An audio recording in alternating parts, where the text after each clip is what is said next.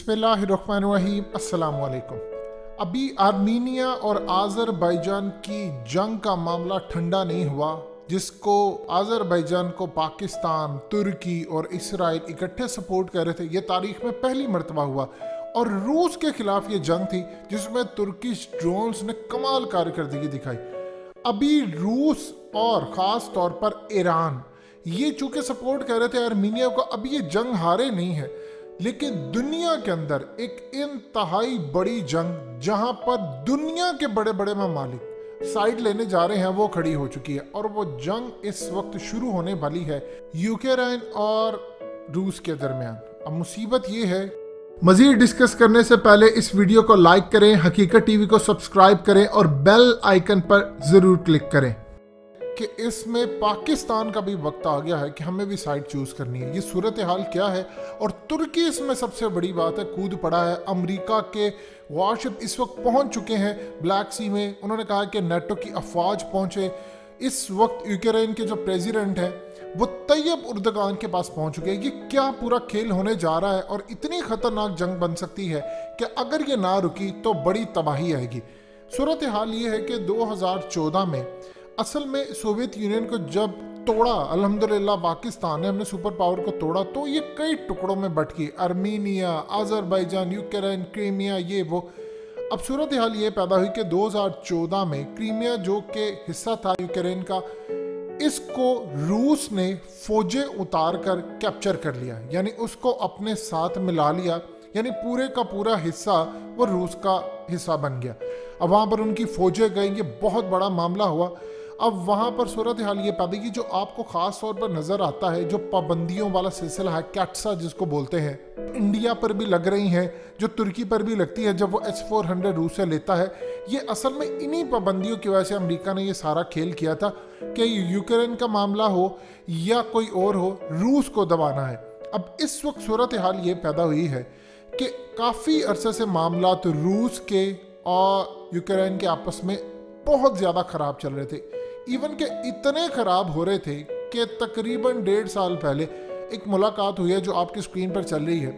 ये Russian president है और इनके सामने बैठे हुए हैं यूक्रेन के प्रेसिडेंट। इतने मामला कुछ बेहतर हो गए थे, इवन के रशिया के प्रेसिडेंट ने कहा कि आप पीछे देखें कैमरे की जानिब। ये वो मामला थे, टेबल पर बैठे एंजेला मर्कल आई, ये सारे कुछ हुआ। लेकिन सूरत हाल अब इतनी ज़्यादा बिगड़ चुकी है कि ये प्रेसिडेंट पहुंचे हैं तैयब उर्दगान से मिलने और जाकर उनको कहा कि मेरी मदद करें, रूस के खिलाफ मेरी मदद करें, जिस तरह आपने आज़रबाईजान को सपोर्ट किया था।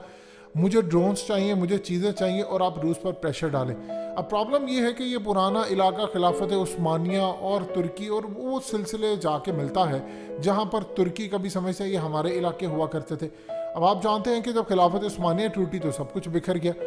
अब तुर्की यहाँ पर जो रोल प्ले करने जा रहा है, पाकिस्तान का भी वही रोल होगा। प्रॉब्लम हमारे लिए पैदा ये हो गई है, अभी हमारे ताज़ा तो रूस के फॉरेन मिनिस्टर यहाँ से गए हैं, पाकिस्तान में जश्न मनाया जा रहा है। जनरल बाजवा से उनकी मुलाकात हुई है, इमरान खान से उनकी मुलाकात हुई है। अभी हम इस जश्न से बाहर नहीं निकले तो हमें साइड लेना पड़ेगी। जाहिर सी बात है, हमने जो साइड लेनी है वो तुर्की वाली लेनी है। लेकिन पाकिस्तान, अगर ये जंग शुरू होती है तो आपको दो तरह का बयान नजर आएगा कि जी दोनों ममालिक को मिल बैठकर इसका सलूशन निकालना चाहिए, दी ये होना चाहिए, वो होना चाहिए। लेकिन अगर ये पीक पर पहुंच जाती है तो हम फिर यूक्रेन के साथ खड़े होंगे, क्योंकि उनके साथ तुर्की खड़ा होगा। अब तुर्की ये पहुंचे हैं और उनको जाकर कह रहे हैं कि आप हमें बचाएं, ड्रोन्स दें, चीज़ें दें। जिस तरह आपने रूस और आर्मीनिया को शिकस्त दी, आज़रबाईजान का ख़ास तौर पर आपने साथ दिया, और इसी तरह ये कह रहे हैं कि जी हमें पाकिस्तान का भी साथ चाहिए, क्योंकि आप जिनका साथ देंगे आप अपने हमनवा कंट्रीज़ को भी कहें, अपने एलाइज को भी कहें, और पाकिस्तान सबसे बड़ा तुर्की का एलाय है।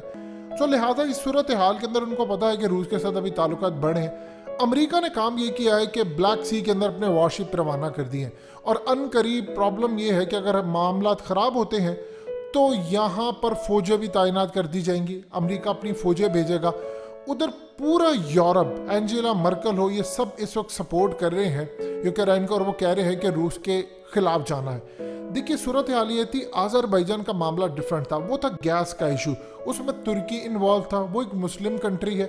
यहाँ पर तो मामला बड़ा डिफरेंट है, लेकिन यहाँ पर अगर मामला ख़राब होते हैं तो पाकिस्तान को सपोर्ट करना पड़ेगा। रूस के प्रेसिडेंट की जानिब से और रूस की जानिब से यह बात की गई है कि यूक्रेन को सफाई हस्ती से मिटा दिया जाएगा, हम इनका ये हशर करेंगे। आप अंदाजा कीजिए, ये अल्फाज अदा किए गए हैं कि गोली इनके पैर पर नहीं मारेंगे, इनके चेहरों पर मारेंगे। यानी जब इस तरह के डिफेंस मिनिस्टर, रूस के प्रेसिडेंट और ये तमाम चीज़ें अदा होना शुरू हो जाएं, तो आप समझ लें कि लड़ाई की नौयत क्या है और किस तरफ सूरत हाल जा रही है।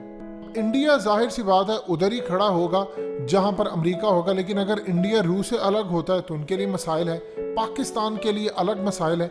ये ज़रा सी एक जंग शुरू होती है। असल में रूस चाहता है कि यूक्रेन को वो अपने साथ शामिल कर ले, क्योंकि वो इस वक्त नेटो से मांग रहा है मेंबरशिप, और नेटो वाले इनको मेंबरशिप देने जा रहे हैं। और जब वो नेटो इनको मेंबरशिप देगा तो रूस के जो इलाके हैं उनमें बगावत और ये चीज़ें आहिस्ता आहिस्ता मज़ीद बढ़ेंगी।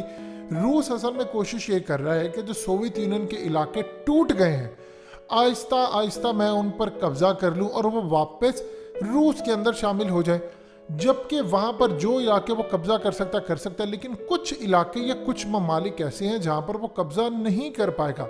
अब उनके साथ दुनिया पूरी खड़ा होनी शुरू हो गई है। अब आप ये देखिए कि पाकिस्तान अमेरिका के साथ नहीं खड़ा, लेकिन इस मामले के अंदर हम अमेरिका के साथ खड़े होंगे क्योंकि तुर्की यहाँ पर खड़ा है। अब इसराइल की भी पोजीशन एक आ जाएगी। यानी पूरी तरह कुल मिलाकर दुनिया को एक बड़ी जंग की तरफ धकेला जा रहा है। अब रूस ने अपनी फौजें भेज दी हैं जो कि यूक्रेन के बॉर्डर से 155 किलोमीटर दूर है, और ये कई हज़ारों की तादाद में, अभी तक जो ऑफिशियल वो कह रहे हैं कि 25,000 है, लेकिन गालिबन लगभग 45,000 के करीब फौजें हैं। ये तमाम की तमाम फौजों ने रवाना कर दी हैं, टैंक्स रवाना कर दी हैं। ख़ास तौर पर यूक्रेन के जो प्रेसिडेंट है वो अपनी अफवाज के पास जा रहे हैं, उनको कह रहे हैं कि आप तैयार रहें, लड़ाई किसी भी वक्त शुरू हो सकती है। और ये इतनी खतरनाक है कि अगर 2-4 ममालिक रूस के साथ खड़े हो गए, कुछ उनके साथ खड़े हो गए, तो ये पूरी दुनिया खाना जंगी की तरफ चली जाएगी। देखिए, हालिया जो अमेरिका के अंदर रिपोर्ट पेश की गई है, वो रिपोर्ट क्या थी? जो उनके यूएस इंटेलिजेंस की जानिब से उन्होंने कहा था कि पाकिस्तान और इंडिया की किसी भी वक्त जंग लग सकती है, और ये जंग एक गलत फहमी की बुनियाद पर होगी। यानी इतनी उनको मालूमात है कि कोई बड़ा जाली हमला होगा जो चाहे अमेरिका करवा दे इंडिया के अंदर, वो इंडिया को उकसाएगा, इंडिया पाकिस्तान पर हमला करेगा, पाकिस्तान जवाब देगा, और 27 फरवरी की तरह मामला नहीं होगा, इससे डबल होगा। ये फिर शुरू हो जाएगी एक जंग। चाइना का इसमें रोल है। चाइना रूस के खिलाफ नहीं जाना चाहता, लेकिन इन मामलात के अंदर अगर चाइना रूस को सपोर्ट करता है तो पाकिस्तान कहाँ पर जाएगा? हम तुर्की को सपोर्ट करें, हम न्यूट्रल रहें, या हम रूस के साथ जाएं या चाइना के साथ खड़े हो? यानी कुल अजीबो गरीब सूरत हाल इस वक्त पैदा हो रही है पूरी दुनिया की कि किसी जगह पर हम किसी के दुश्मन हैं और किसी जगह पर हम किसी के दोस्त हैं। यानी आज़रबाईजान के मामले पर पाकिस्तान, इसराइल और तुर्की एक है। फलस्तीन और खिलाफत उस्मानिया के मामले पर पाकिस्तान, तुर्की, इसराइल के खिलाफ है। लिहाजा ये पूरी तरह दुनिया में एक ऐसी चीज पैदा हो गई है कि किसी भी वक्त कोई भी लम्हा ऐसा होगा कि एक गलत फहमी या एक हमला और सारी दुनिया जंग में झोंकती जाएगी। पहली जंग अजीम में क्या हुआ? इसी तरह हुई। जो इवेंट्स हो रहे थे, आप अंदाजा कीजिए कि रूस के प्रेसिडेंट ने ये जो बात की थी वो उन्होंने बगैर इंटेलिजेंस की मालूमात के बात नहीं कह दी थी। उन्होंने कहा था जो जंगे अजीम दोम से पहले हालात हुए थे, एग्जैक्टली अब वही हालात हो चुके हैं, और एक सिर्फ वाकया चाहिए पूरी दुनिया को, और पूरी दुनिया तीसरी जंग अजीम में धकेल दी जाएगी। ये इस वक्त की सूरत हाल करंट बन चुकी है। और पाकिस्तान कहाँ खड़ा है? अगर ये जंग बढ़ती है तो Pakistan, Russia, India, Iran, China, ये पूरी सरहद तक ऐसा ऐसा फैलती, क्योंकि जो जो मुल्क जिस की साइड लेंगे वो दूसरे ममालिक के खिलाफ जाते जाएंगे। लिहाजा इस वक्त सबकी नज़रें हैं। तैयब उर्दगान कोशिश करेंगे कि मामला ठंडा हो, लेकिन अगर ठंडा नहीं होता तो बड़ी जंग है। दोस्तों, हकीकत टीवी को सब्सक्राइब करना मत भूलिए, वीडियो को लाइक करें, शेयर करें और कमेंट सेक्शन में अपनी राय का इजहार ज़रूर करें।